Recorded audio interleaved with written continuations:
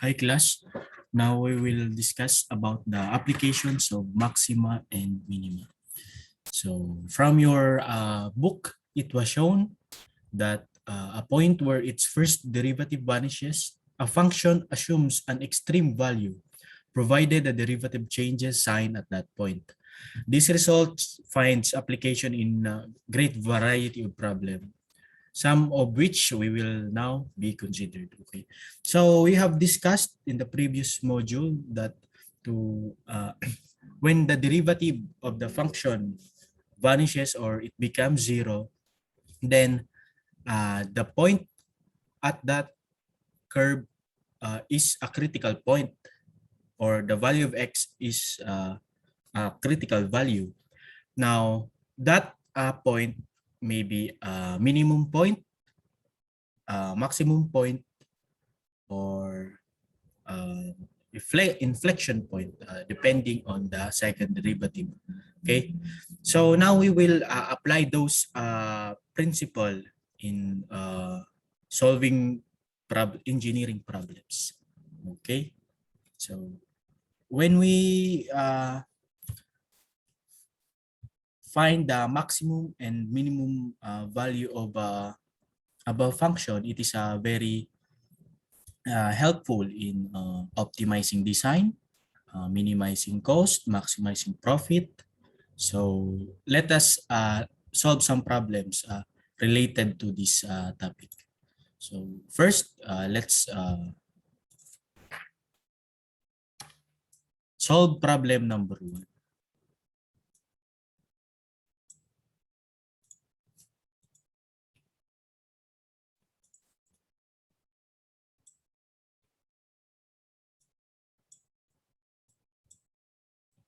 So, okay. Find the area of the largest rectangle that can be inscribed in the ellipse 36x squared plus 25y squared equals 900. Okay. So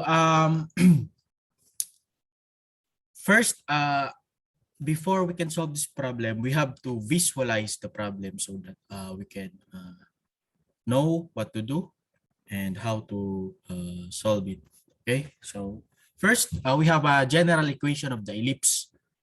Now, to graph this given ellipse, we need first to convert it or to change it into its standard form. Okay, so what is the standard form of an ellipse? So let me just write the general equation of the ellipse. 36x squared plus 25y squared equals 900. Now, we divide both sides by 36 times 25. So this becomes x squared over 25 plus y squared over 36 equals 1. Or x squared over 5 squared plus y squared over, 6 squared equals 1. So from this general form, standard form, we can see that the major axis of the ellipse is parallel to the y-axis, and the minor axis is parallel to the x-axis. The center of the ellipse is located at the origin, and the value of the semi-major axis, which is A, is equal to 6. And the semi-minor axis, B, is equal to 5. Okay, so we can graph now this ellipse. So let's graph it here. Okay, so this is our x and this is y. Now, first let's plot the, okay, we can actually graph it.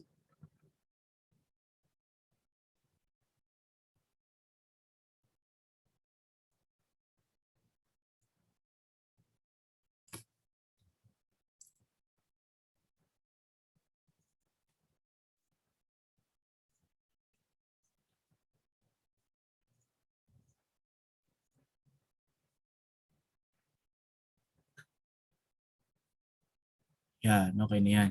So now, this is the, sorry. this is the graph of the ellipse. Okay.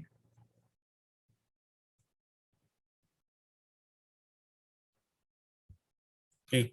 Now, what are the points on this ellipse that we already know? So first, of course, is here the since the length of the major semi-major axis is 6, then this should be 0, 6. Also here must be 5, 0 because the length of the semi-minor axis is 5. Dito naman is 0, negative 6. Dito naman is negative 5 and 0. Okay? And its center is located at the origin. So this is symmetrical about the x and y axis. So if we draw the rectangle inscribed in the ellipse, ito yon.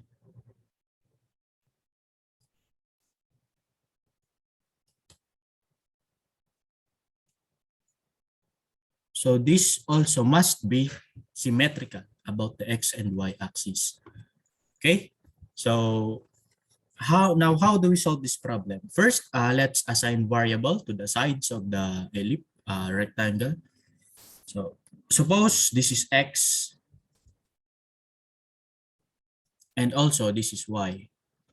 So that the area, so that the sides of the rectangles are 2x and 2y respectively. So since this is inscribed in the ellipse, then the corners of the rectangle touches the ellipse.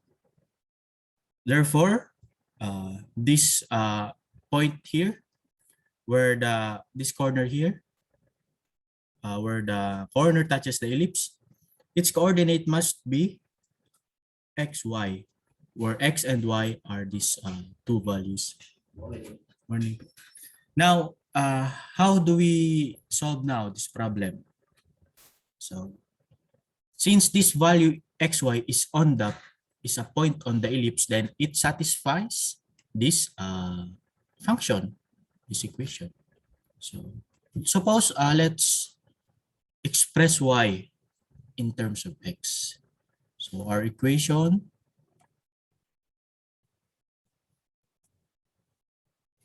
becomes this becomes y is equal to 6 square root of 1 minus x squared over 25. Okay.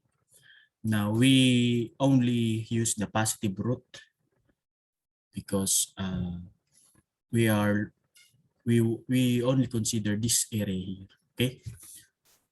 Although we can also use the negative. Okay. Now what would be the area now of the rectangle? So suppose A is the area of the rectangle. Then the area of the rectangle is equal to its width times length. So this must be 2x times 2y, or our area is equal to 4xy. Okay. Now this is our equation 1. Now let's substitute equation 1 to our equation 2 so that our equation 2 becomes 4x times 6 square root of 1 minus x squared over 25. Okay.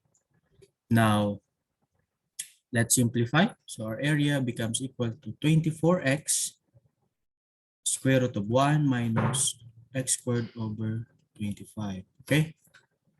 Now, this is now the value, the area of the rectangle in terms of x. So to solve for the maximum volume, we simply take its first derivative, the first derivative of A with respect to x. So let's do it.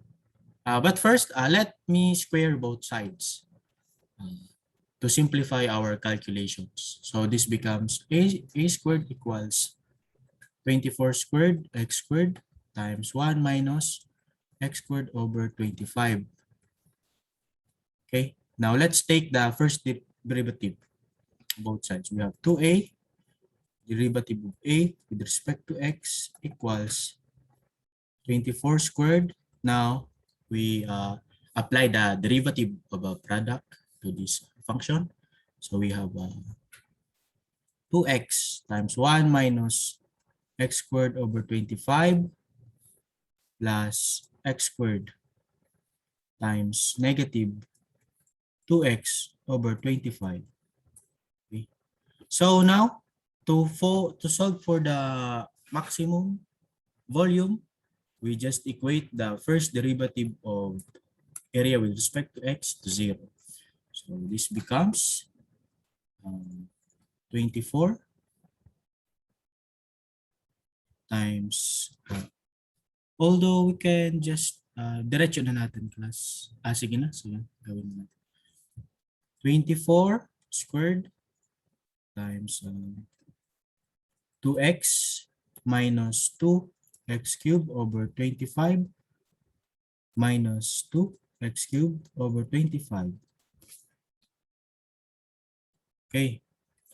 Now,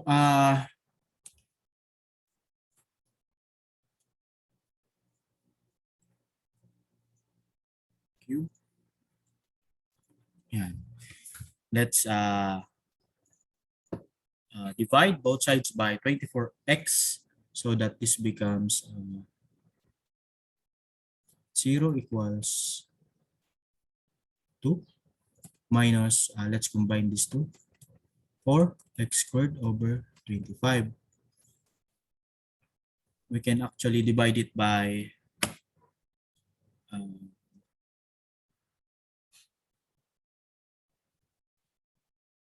48x, so that this will become 1 over 2x. Okay, so that our x is equal to square root of 25 over 2. Or if we simplify, this becomes 5, the square root of 2, 5 times the square root of 2 over 2. Now we have a value of x. To solve for the value of the maximum volume, we go back to our equation 3. So this is our equation 3. So from equation 3,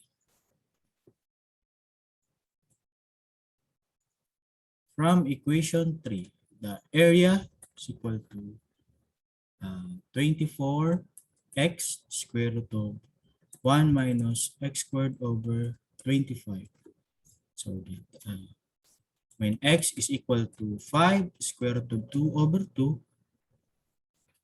so our area now would be equal to what value?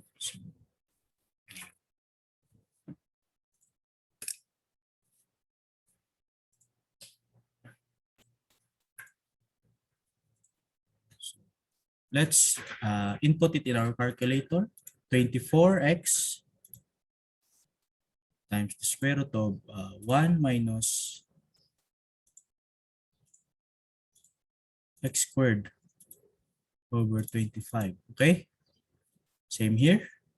Now let's assign the value of x. Our value of x would be 5 square root of 2 divided by 2. So our area is equal to 60. So the maximum value of the volume is equal to 60.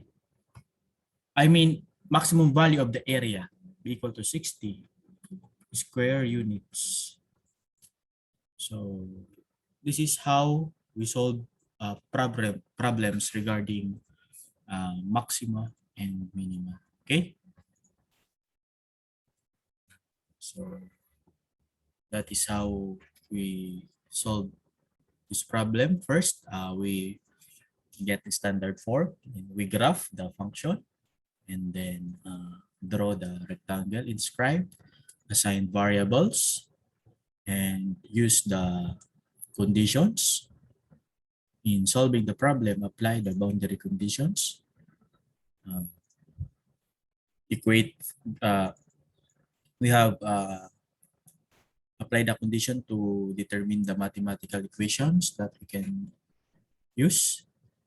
And then since there are two variables here, we can eliminate one variable by substitution using the given equation, so that our variable for the given equation will contain only one variable. So the function will contain only one variable. Then we take the first derivative of the function with respect to that independent variable and equate it to 0 and solve for the corresponding x, the value of x. Then solve for what is asked.